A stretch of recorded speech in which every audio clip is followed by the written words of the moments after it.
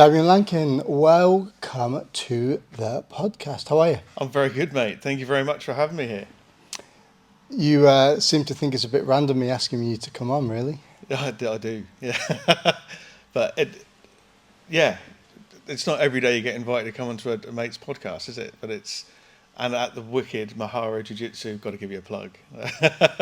What a cool facility you've got here. Yeah, it's good, isn't it? Really cool. Yeah, I still have to pinch myself coming down here sometimes, and one of the hardest things I've always found is, and probably the same with you, being self-employed and building the business.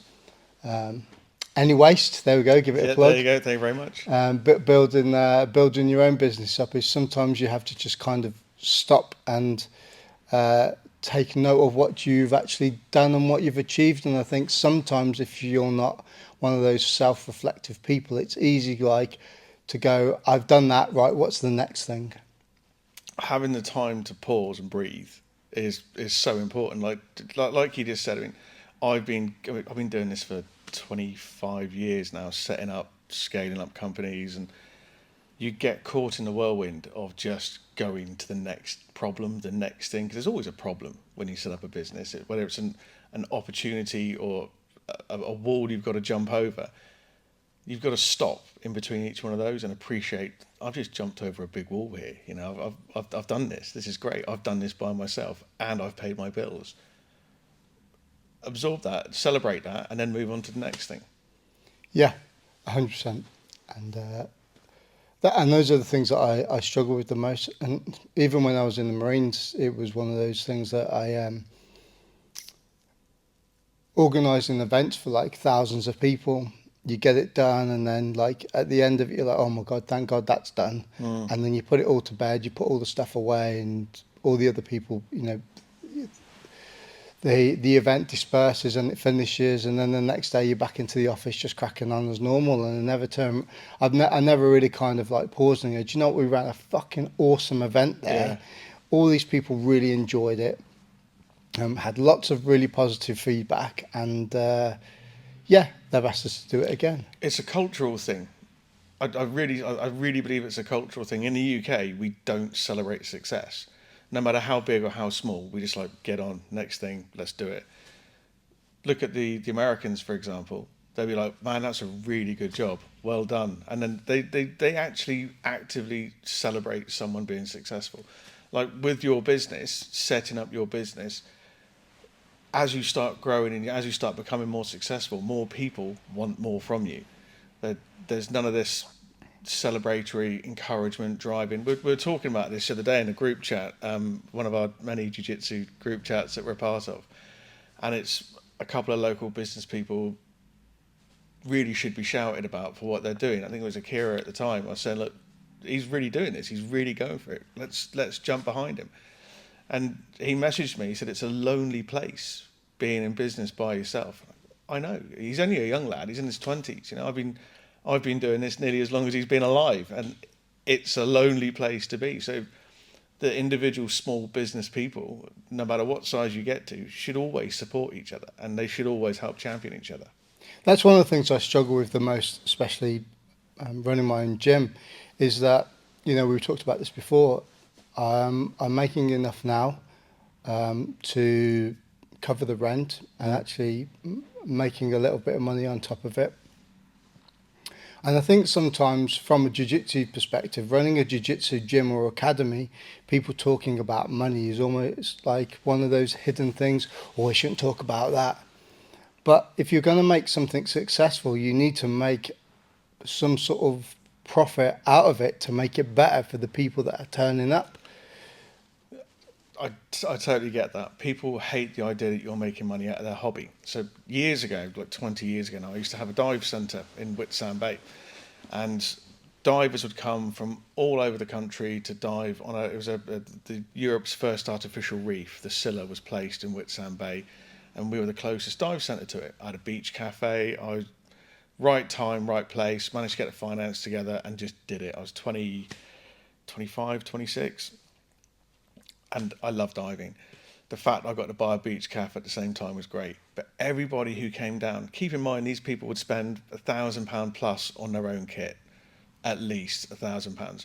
Yet they wouldn't spend £25 to go out and dive on a boat that I have to fuel, I have to skipper, I have to maintain to MCA coding, and then take them 3 miles down the coast, dive, and bring them back again. They expected me to make the money just from the beach cafe. You've got to be able to make money. If you can't make money, your doors will close, and then they'll moan about they've got nowhere to train or nowhere to dive. So it's a real fine line to balance that. But I think people are getting better with it, especially with things like this, where it's not a high cost of entry like it is with diving. You've got to spend all the kit, do all the courses before you can go diving. Here you can rock up in a t-shirt and a pair of shorts, barefoot, and you can roll. So people are quite happy to spend a little bit. But again, everyone's on a budget at the moment, I guess.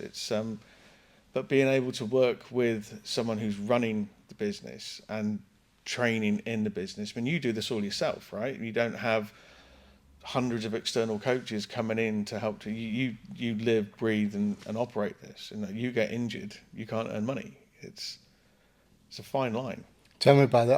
I bust my knee in October last year, and it was the last roll, and I basically tweaked my knee the wrong way when it was bent, and I got home. I was walking around on it absolutely fine, and then I woke up about midnight and I couldn't move my knee, and I was pretty much in tears, and I said to my missus, I was like, I'm fucked here, because I couldn't bend down, and I couldn't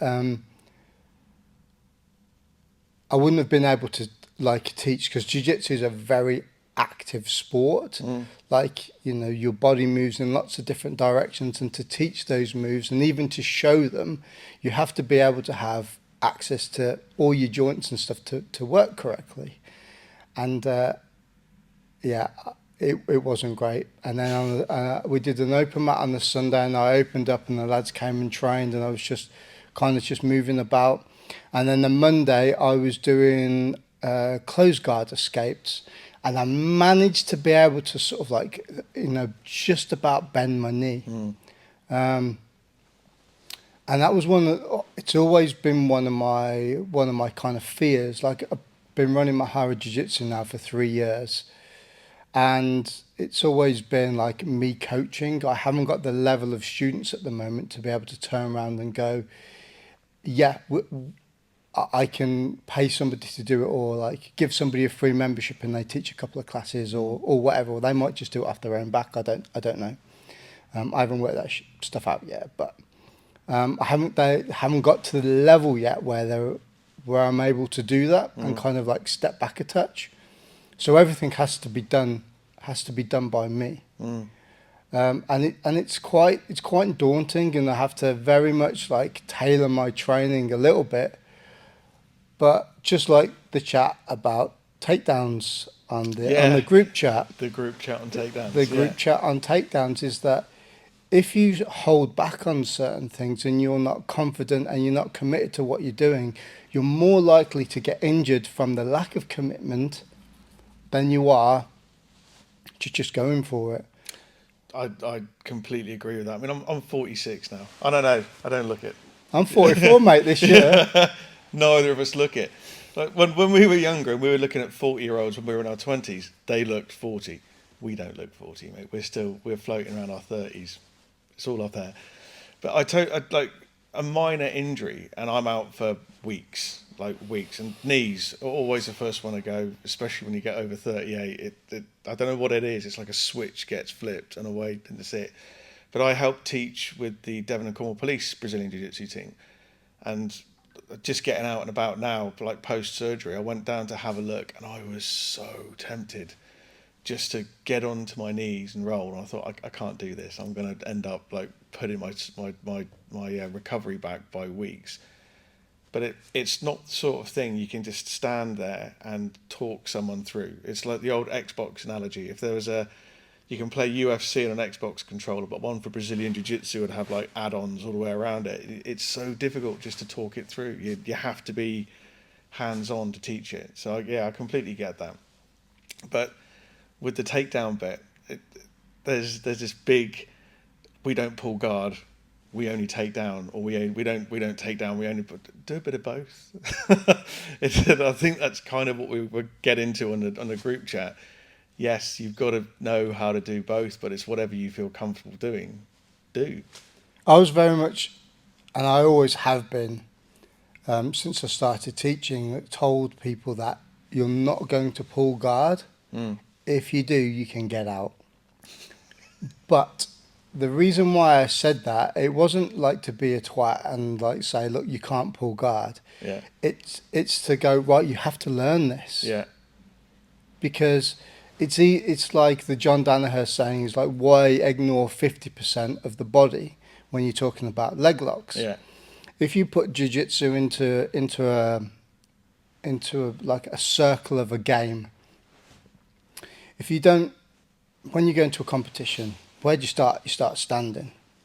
If the other person doesn't engage with you, the referee, and you sit on your butt and you pull guard, or you grab a sleeve, you sit down, because that's what you have to do. You can't just sit down on your butt. You have to grab a item of clothing or a sleeve and then pull guard and sit down. If you sit down and they rip that up and they don't engage with you, the referee will stand you back up and you have to go back to standing again. So by learning even just like a small amount of takedowns and become confident in maybe one or two throws or one or two collar drags or whatever it is, then you've got that within your utility belt, within your toolkit. Totally agree. And a lot of people, I think, especially when they're new to it, we've both been doing this for a fair while now, right? So when they first come into it and they see someone getting thrown over somebody's shoulder and landing on the floor, they hear the slap on the mat and they see someone flying through the air. They don't really appreciate that hasn't actually hurt, that you're trained how to do that. We don't want to be breaking things when we land, especially on the mats. And the slap we give when we hit the mats, sorry, I should have clapped then.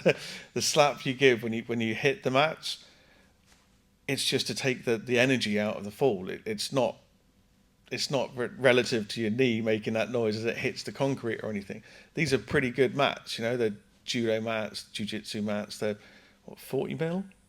Yeah, Yeah. majority of ones are, yeah. Yeah, so the chances are you're not going to get hurt. It's not like falling on concrete. It's not like falling on grass. It's a comfortable exit, but you're going to end up. It's going to happen one day. If you don't train for it, it's going to happen. I did Muay Thai boxing for 30 odd years. My eldest is doing it now. He's absolutely mad for it. And his favourite aspect of it, and mine too, when I was training full time, it was clinching. Get that clinch. Once you've got it and you've got the dominant clinch, the mechanisms of it for that to a takedown are moving your foot 6 inches, but it's not going to physically hurt the person you're training with.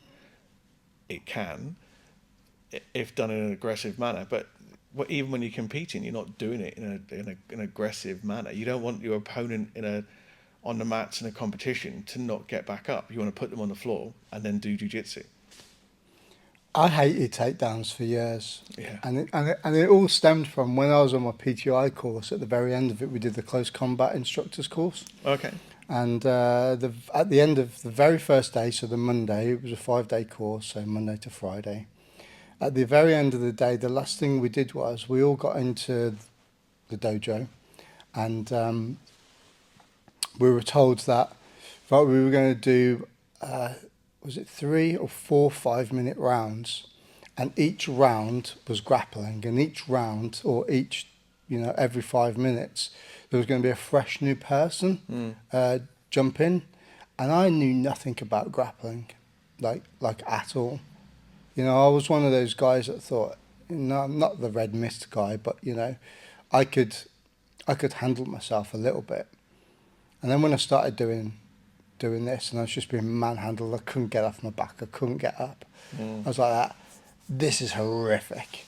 And after the time had finished, I went into, because it was in a squash court, I went into the corner of the squash court, and I pretty much nearly had to turn away and face the wall because I was in that much of the clip and the hurt locker. I was nearly crying. It was horrific. Yeah. So when I eventually went onto the PT staff, and people were going down to the dojo to grapple and train, I was like, I ain't doing that. Mm. You know, it's, excuse the pun, it's gay as fuck. I'm not doing that. Not going down there. Only if you make eye contact. Yeah, Yeah. I'm not going down there to cuddle other men. Yeah. But then, you know, when I was in another job working in another gym, I had an Olympic and Commonwealth champion judoka turn up, Yeah. who wanted to start training.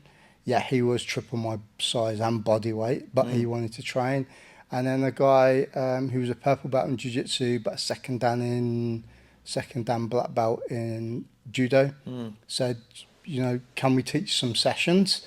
And I bought the kit and equipment, and yeah, it's pretty much where it kind of And you've been hooked ever since. started. I wouldn't say I was hooked, no.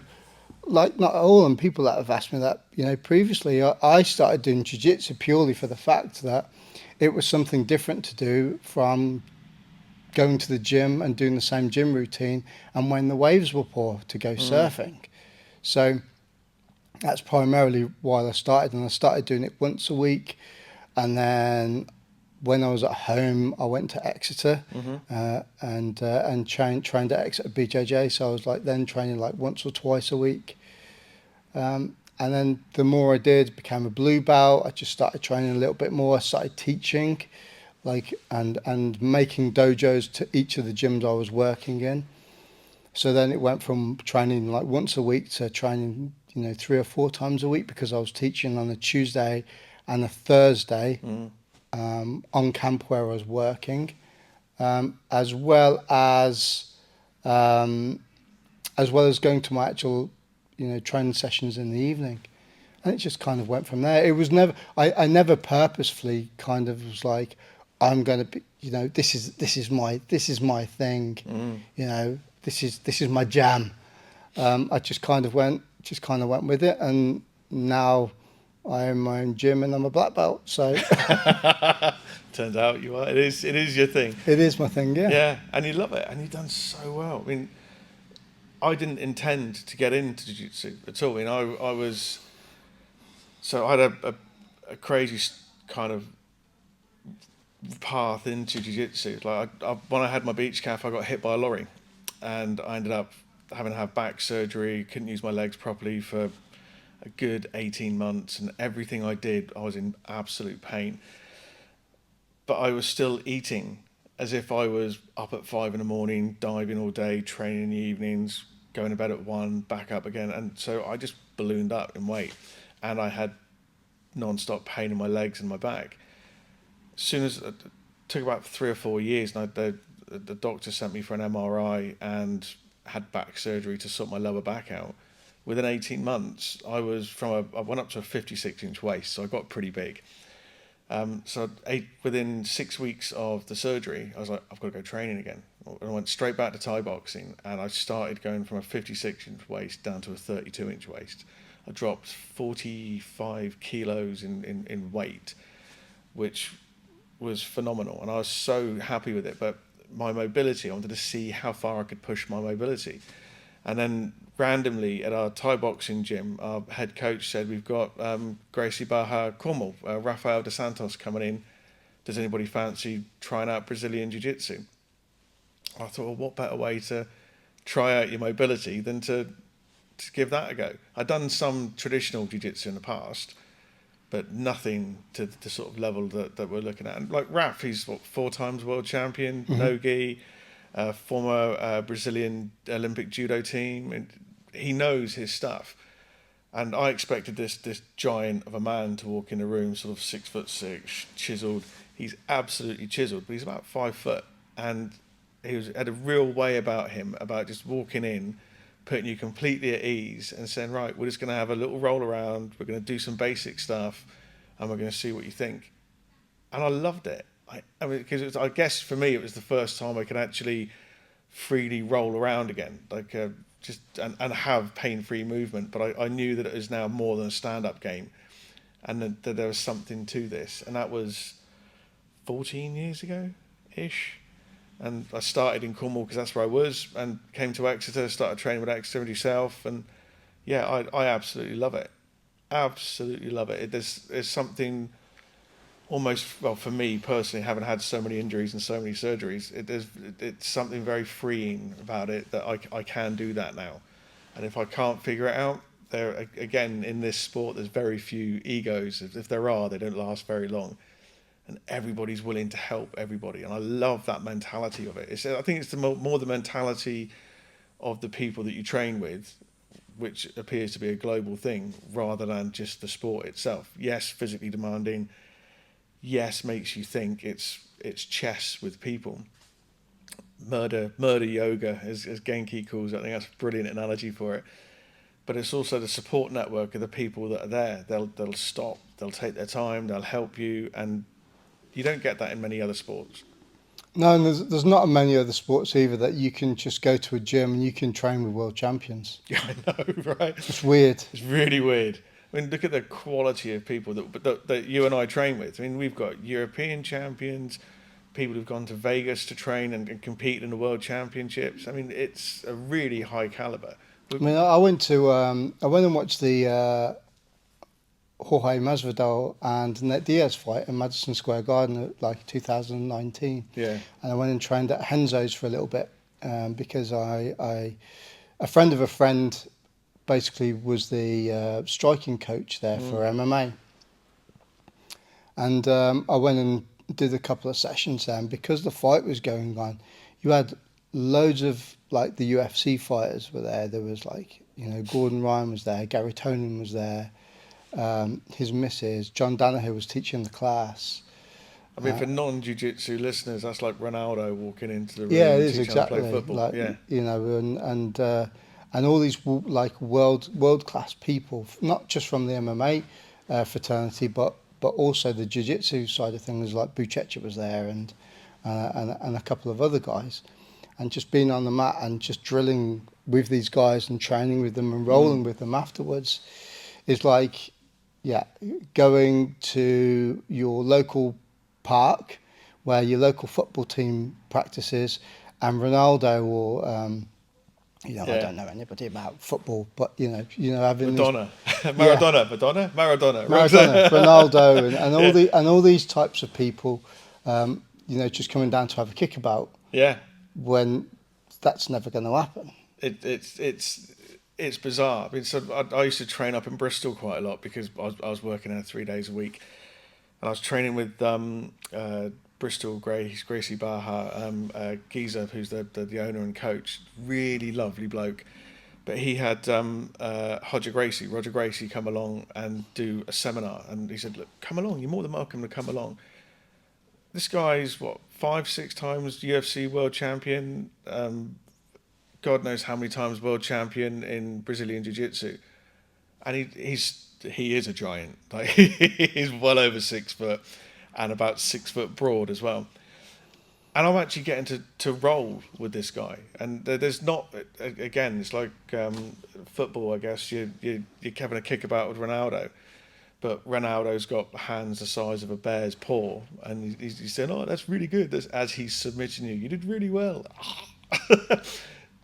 But it was amazing, and you get that caliber, and anybody can do that. And you can go and book a private session with Roger Gracie or his dad. You don't get to do that in any other sport, as far as I'm aware. Even in boxing, I don't think you can book a private session up with Tyson without spending a lot of money. But in this, you can. People are approachable, and they remember you. So the next seminar, they go, "Oh, hey, how's it going?" They're just nice people. Yeah. I think one of the hardest things about jiu-jitsu really is,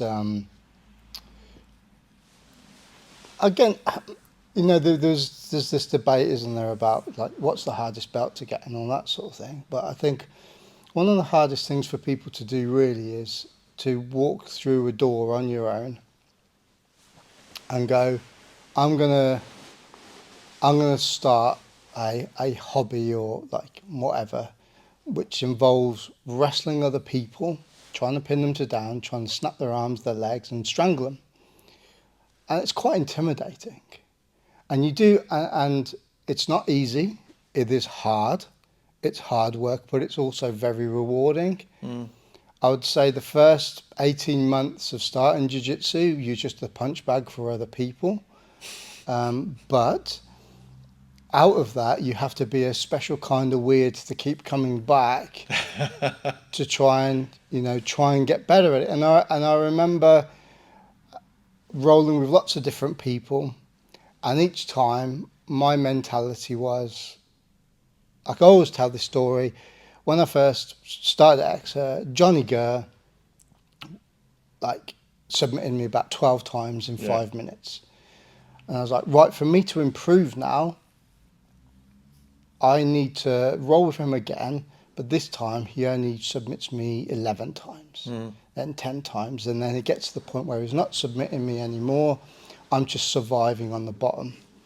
So there's a really good example of a local grappler who is an absolute gent of a human being, who fought at a really high level as well. I mean, not a lot of people know that about Johnny Gurr. I mean, he's an awesome former competitive fighter, but he's really humble with it. He wants to help people get better, so he can have a harder role with them to the point where he can't beat them anymore. So he wants to help encourage you, but trying to convince someone to come in and do that again and again and again. And we wrap up in spandex 3 or 4 times a week with heavy set pajamas for a sweaty struggle snuggle with a bunch of friends on the floor. That does sound gay, but it's not. It's learning how to not lose but learn. And it's getting that mentality. And the thing I really love about it is finding the right kind of crazy, finding the right kind of people that are going to support you to do that. But you can take that mentality and you can apply that to your everyday life, right? So you get submitted 12 times by Johnny in the first session. You didn't give up. You came back with a washed gi, and he submitted you 11 times. And you didn't give up. Next time it was 10 times, 9 times, 8 times, but you didn't give up. You kept coming back. And it's that mentality of, I haven't lost. Johnny's not going to come in and try and threaten me or bully me next time we go for a roll. He's like, hey, do you want to do that again? Did you try this technique? If you try this time, it might mean that it slows me down a bit more. He's actively trying to make you harder to work with and roll with. I love that mentality about this. You find it in no other sport, in my humble opinion. Without kind of like going off on a massive tangent with like life skills and all that sort of thing, but there are a lot of like memes and sayings and stuff out there about jiu-jitsu, but I would say that any sport that's hard on the body, and you keep going back for more when you're hurting, gives you resilience. Oh yeah, 100%. And your grit and determination to keep going and improve in something that is that hard. At the end of the day, jiu-jitsu is a skill. Like we keep using football as the analogy, but any sport that involves, to get to a really good level, you have to accumulate enough time and practice and hours to assimilate that skill to a high level. Now, how does that work? Well, you have to show up, you have to be consistent. And if you're not consistent with something, and again, let's use this analogy with life as well, if you don't wake up in the morning and you don't have a shower and you don't make your bed and you don't make everything nice and tidy before you go out and do whatever you're doing, whether it's to work or whatever, and everything's very intermittent and all over the place, then those kind of set traits and patterns that you set for yourself don't create a standard for you to mentally be able to deal with things. Now I've always called surfing and jiu-jitsu anchors. They are my mental anchors. If I didn't do them, I don't know where I would be in that mental capacity or in that mental space from the things that I've seen and done in my life. However, without using me as the example, I think everybody who trains jiu-jitsu or has an anchor like that can attest to the fact that, you know, once or twice or 3 or 4 times a week where you're able to just escape, you know, your thoughts and be distracted by it is really good for like your mental well-being as well. And to kind of like incorporate that a little bit more with being in a physically active sport like jiu-jitsu is, you know, the majority of people that turn up and start sometimes, you know, don't use the excuse that I'm not fit enough or I need to lose weight first. You know, there's lots of classic cliches of people giving excuses not to start something. But if they just turn up and do it, you are going to get fitter, you're going to get stronger, you're going to lose weight, you're going to start looking at like your nutrition and your diet because you want to maintain consistency on the mat. 100% agree. I mean, I started doing jiu-jitsu, I was 125 kilos. And within a matter of months, I was down to 100, then 90, then I think I got down to about 82. And it was just, how far can I take this? What can I do next? Completely cleaned up my nutrition, completely cleaned up every other aspect of my life as well. And it just helped me focus. But you tend to get quite a lot of crossover between jiu-jitsu and with other sports like surfing and climbing. Like climbers and surfers are, I don't know what it is, there seems to be quite a few of them that come and train over the years. Climbers' strength is second to none. The grip strength, the way they can casually, calmly think about getting their hand to another position or their leg to another position. They do it all the time, I guess, when they're climbing, bouldering or whatever. But that mentality really does have a good overlap with jiu-jitsu. So it's not like we don't just train jiu-jitsu. Like you surf, you do God knows how many other sports along with it as well. I've been walking along with the kids on Exmouth and seen you skating along quite happily, just big smile on your face, cruising down the promenade bit. So there's a lot of overlap. We don't just train jiu-jitsu. I can't just train jiu-jitsu. I have to lift weights so that my joints don't give up on me. I have to. Hikers, climbers, surfers in particular. There just seems to be this bizarre little overlap community. Yeah, the crossover is great. But what I've also started doing now is now I achieved the Grand Master of Black Belt in Jiu-Jitsu. Is I've got judo that's happening on a Saturday within my gym, and I've started doing that, and How are you finding that? I enjoy it. I enjoy it greatly. It's something different to think about. And I've tried, and it's funny because when I do the session we do on a Saturday is 2 hours long, and it incorporates just like a bit of drilling. Then we do some groundwork and stuff. You'll like this. The first bit of groundwork we did, you know, like in jiu-jitsu, it's frowned upon to start on your knees. Yeah.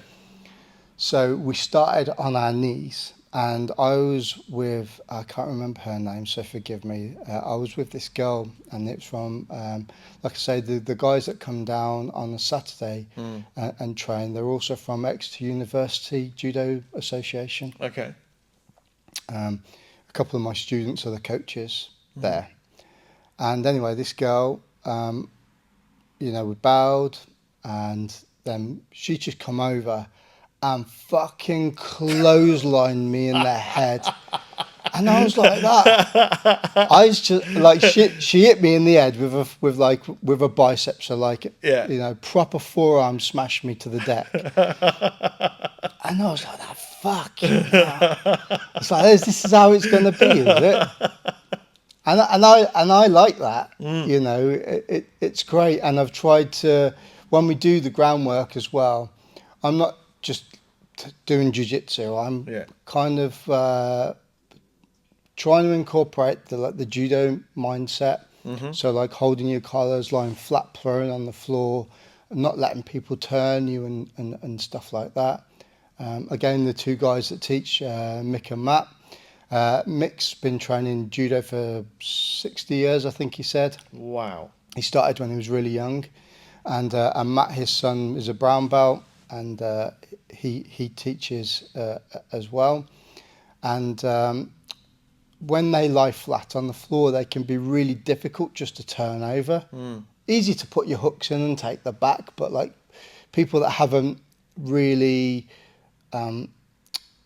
know too much about jiu-jitsu find them really difficult to roll with and train with because they're so awkward. And I found that over the years with people that train judo is that they can be very, very awkward because they understand the nawaza, they understand the ground game a little bit more than like somebody who's trained jiu-jitsu, but not to the That's extent. interesting to hear. Yeah, That's really interesting to hear.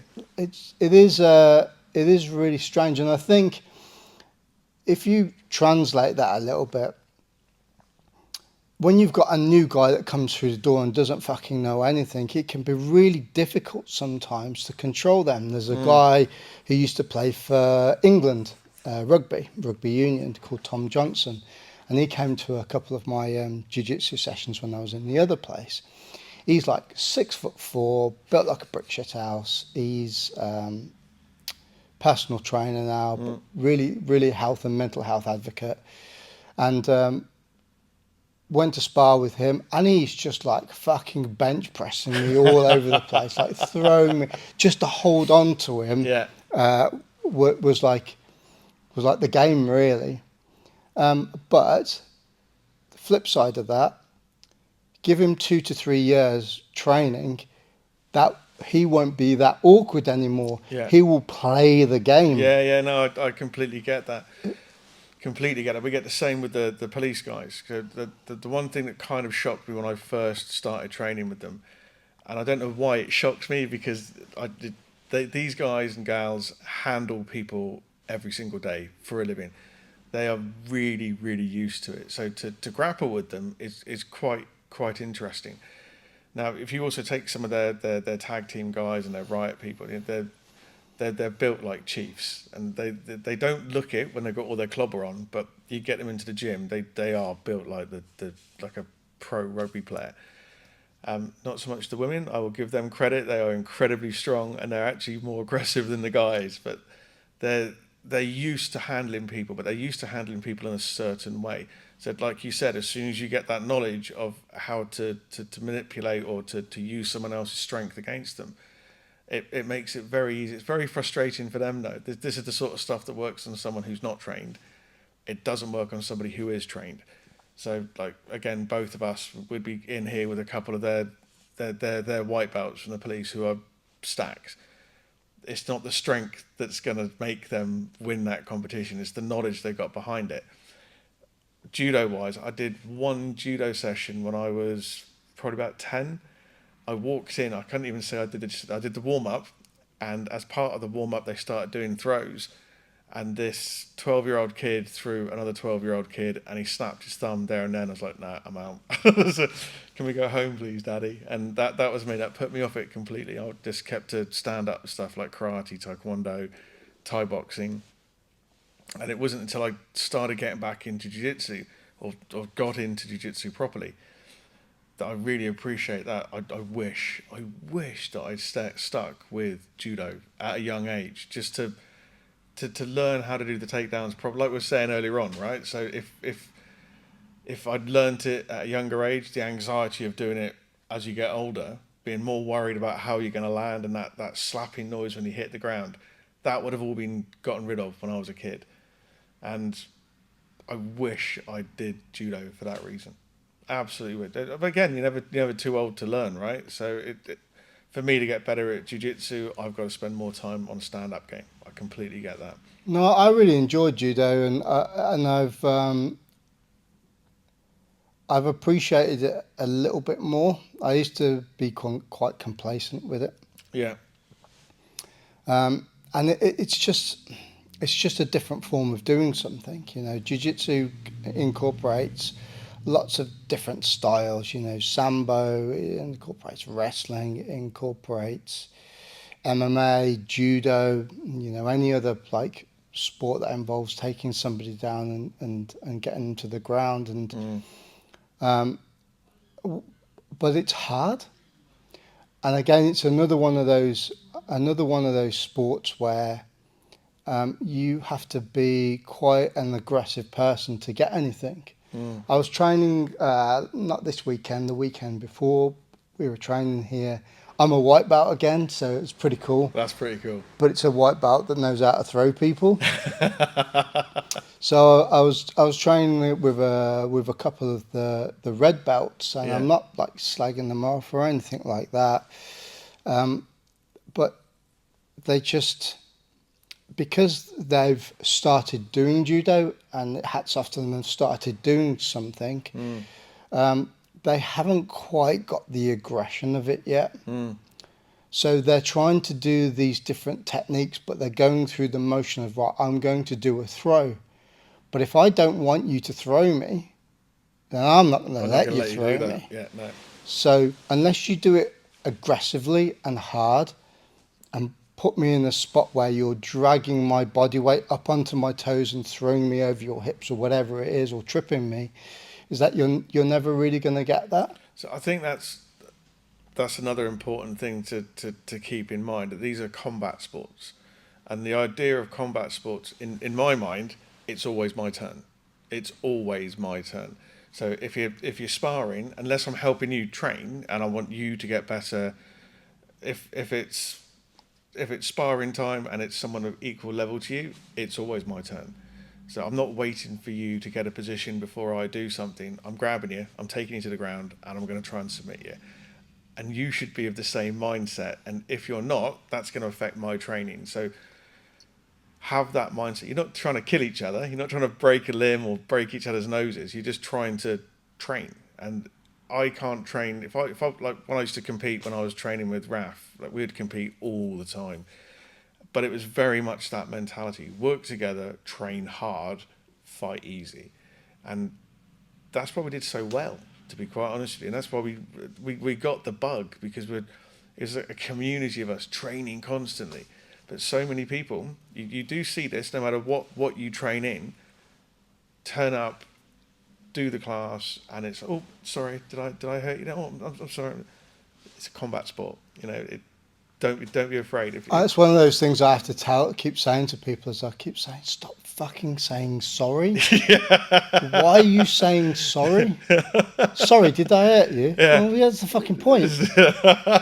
It's the point. The point of this is to, throw you to the ground so it hurts. It's to, manipulate your shoulder joints and your elbows and your knees and your ankles. Yeah, you can't imagine Tyson saying sorry in between each punch, can you? Yeah. Sorry. That would be funny to watch. Absolutely fucking blasting you through the ropes. Like, sorry, mate. Are you all right? Yeah. Yeah, no. It's like when he rolled with Dean, like another one of the guys that we train with. Like, he'll go onto knee on belly with me, grab my head, pull me out, and go, "You're right, sausage." But we'll have a laugh and a joke with it. We're not trying to hurt each other, we're going to submit each other, and we've got this golden rule for those who don't know: if it hurts, you tap and it stops, and you have a laugh and a joke, and where did I go wrong there? How can I do that better? I've asked that to you how many times? How did you catch me there? Show me again. And I've asked you to show me how you catch me. It didn't help the next time, but I was at least I knew why you were catching me and why it was hurting.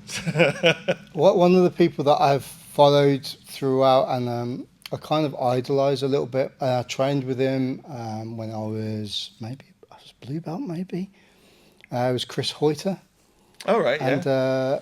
I love the guy to bits. He's great. He's just kind of whole mentality of it, and he started. He's one of the original Dirty Dozen, and trained with Hickson and all the Gracies and stuff when they came over to America.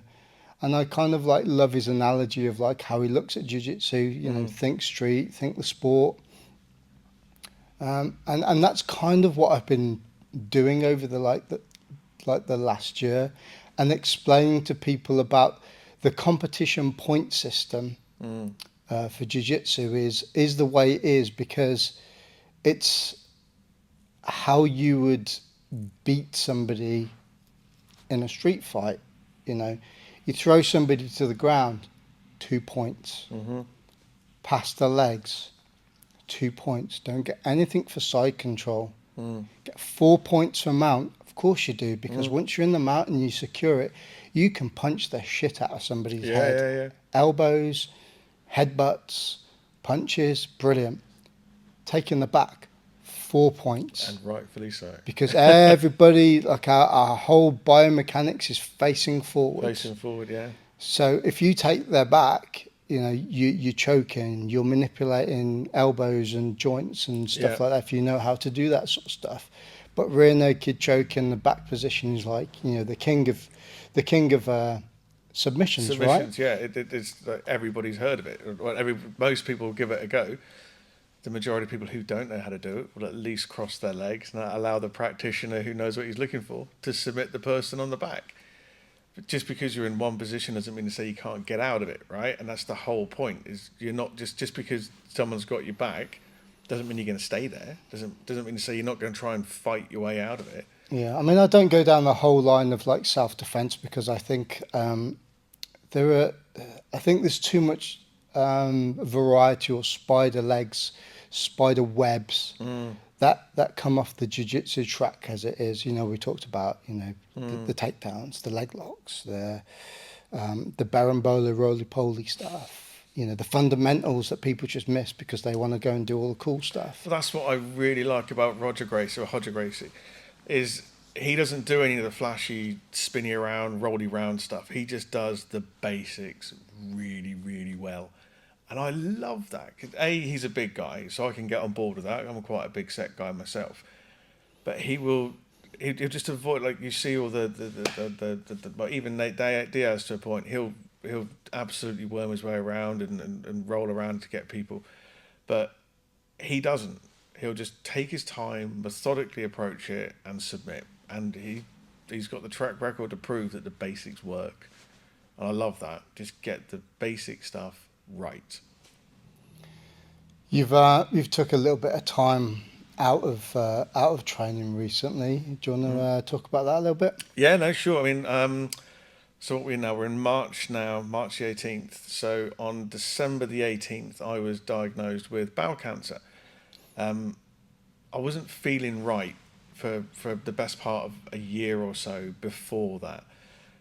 Brain fog, losing my strength. I was gassing out in training to people that I should be walking all over, and it was really frustrating me. And my GP kept telling me it was stress. I had a particularly stressful end of 23, all of 24.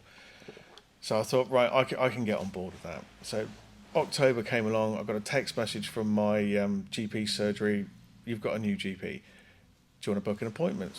Yes, I do. And Constance Fernley is her name. She's absolutely saved my life, hands down. She said, I don't believe it's stress. I'm going to just get all the bloods done for you. We're going to do some samples of some other bits, and we'll go for it. We'll see what's going on. Within 3 days, she rang me back up and said, right, I don't want you doing anything strenuous, stressful, no long drives. We found that you've got anemia. So you've got a bleed somewhere inside your body. We need to find out what that bleed is. So we're going to send you for an endoscopy. So an endoscopy is a camera being inserted down your throat and one up the other end. They don't do them at the same time. So you can take all the wonderful marine analogies about being double-ended by NHS and out the way. I would never say something like that. Of course you wouldn't. And they have more than one camera, so there's no funny aftertaste. So, which is helpful, right? I did it with gas and air. If you've ever got to have one, don't do it with gas and air. Get them to put you out. It was the most bizarre, uncomfortable experience I've had. But they did the camera down the throat, right into your stomach, and it's great because you can watch the monitor, and I now know myself inside out and backwards, I guess. Nothing was found there, but they went up the other end, and sorry mate, yep.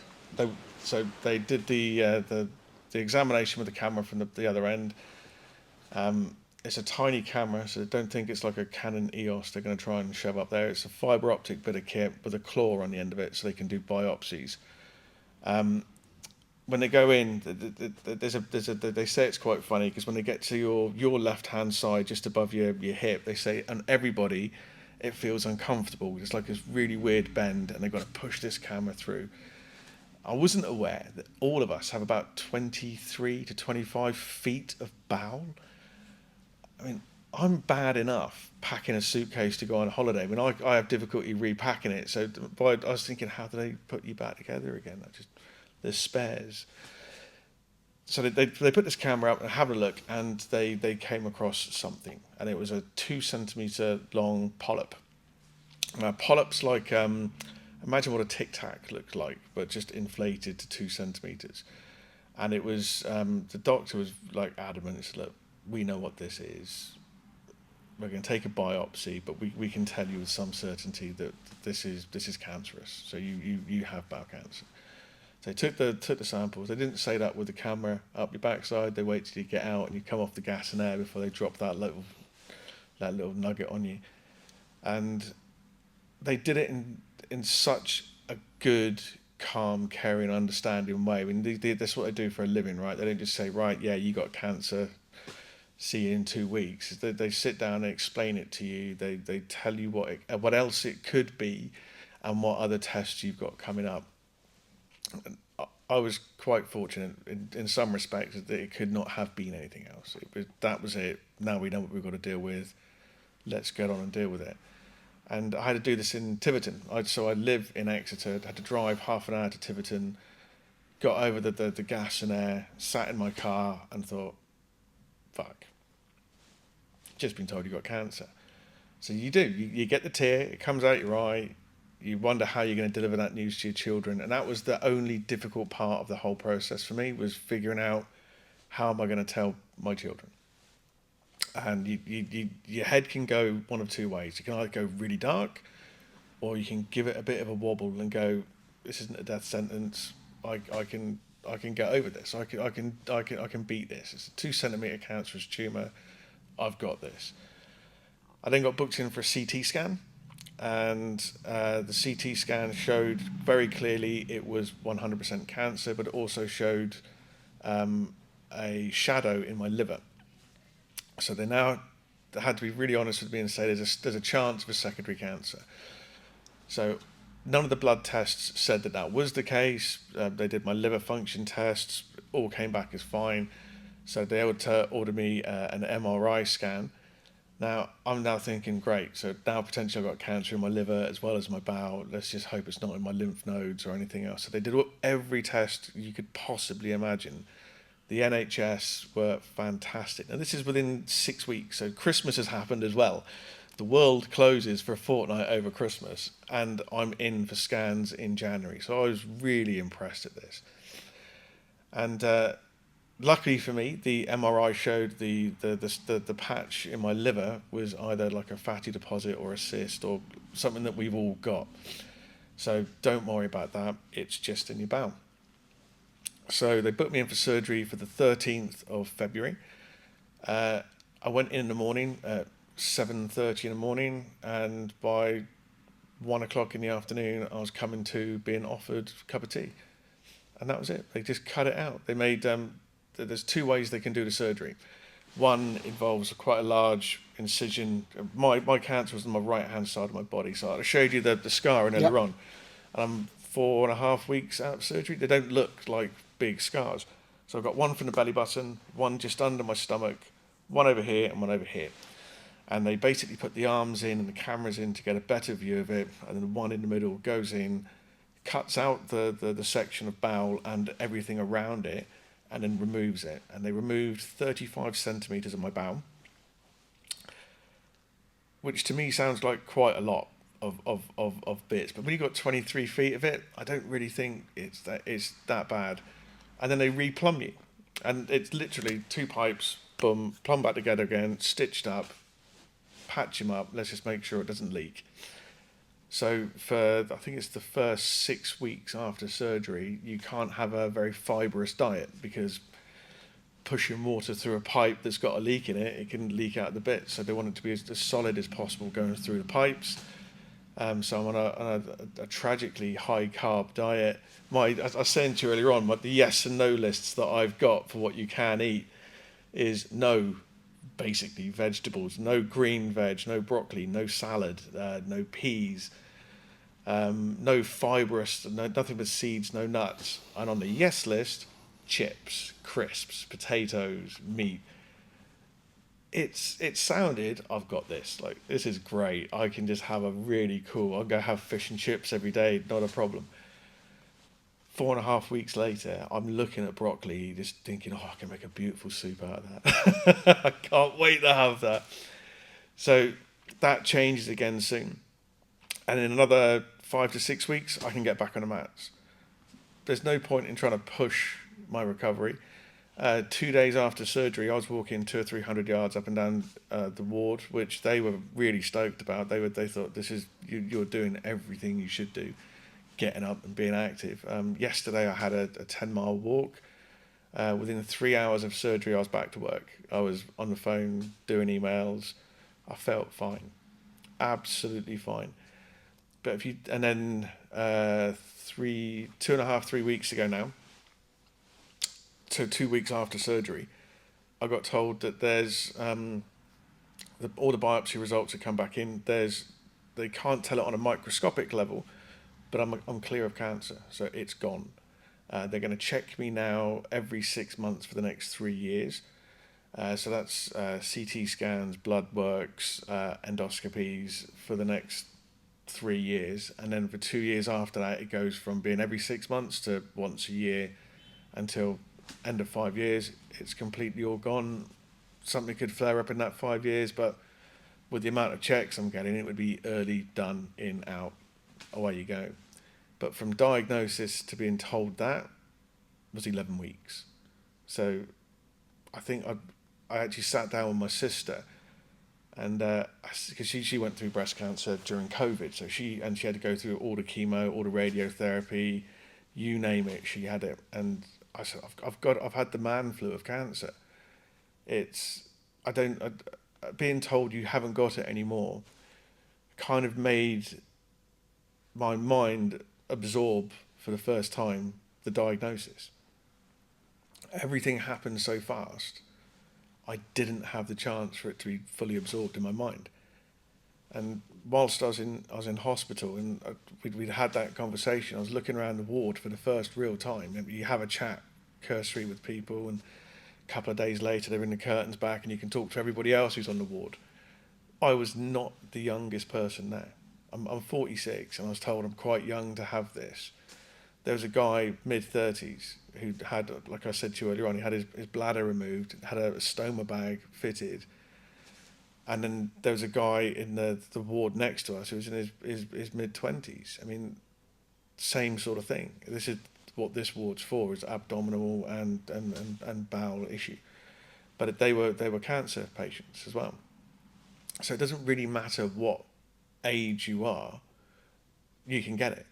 Whether you're 60, 50, 60, 70, doesn't matter, or 20, 30, 40s, it's a thing.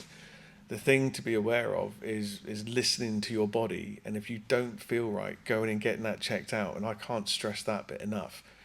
I didn't think, when I got told I had bowel cancer, I went and Googled the symptoms for bowel cancer. I presented with none of the symptoms for bowel cancer.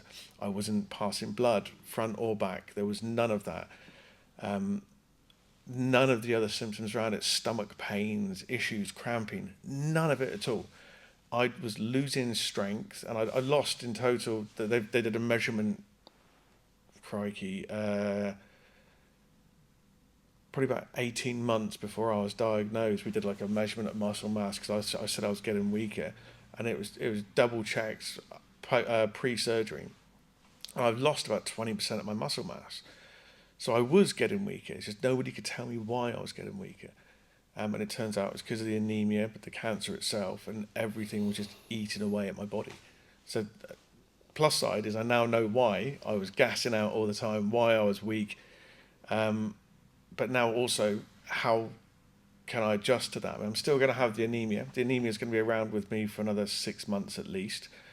Iron replacement tablets, it's like flipping a light switch out. I cannot tell you the difference that made. Without it, I had like chest pains. It was really difficult to wake up in the morning. Going to sleep was an absolute nightmare. It just couldn't happen. I just literally turned to drink most nights just to try and get myself to the point where I could go to sleep. Walking for 10, 15 miles so I was tired enough, and training, and I couldn't do it.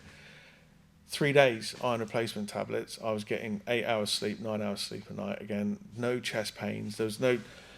So I had chest pains and tingling up and down my arms. Right. To me, that says heart attack. That doesn't say bowel cancer. So, but it was the anemia. And I'm just amazed how something like that can affect your body in that way. But none of my symptoms pointed towards bowel cancer. So, hats off to my GP for that. She was on the money getting all the tests done.